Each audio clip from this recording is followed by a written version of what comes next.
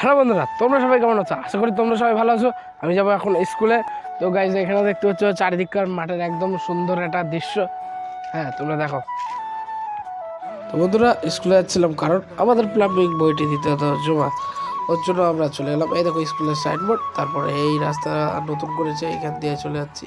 দেখো বন্ধুরা, স্কুলের হোস্টেল দেখেছিলাম সেই রানিংয়ে, সেই ভোরবেলায়, সেই সূর্য আমাদের, সেই বিশ্ব আমাদের।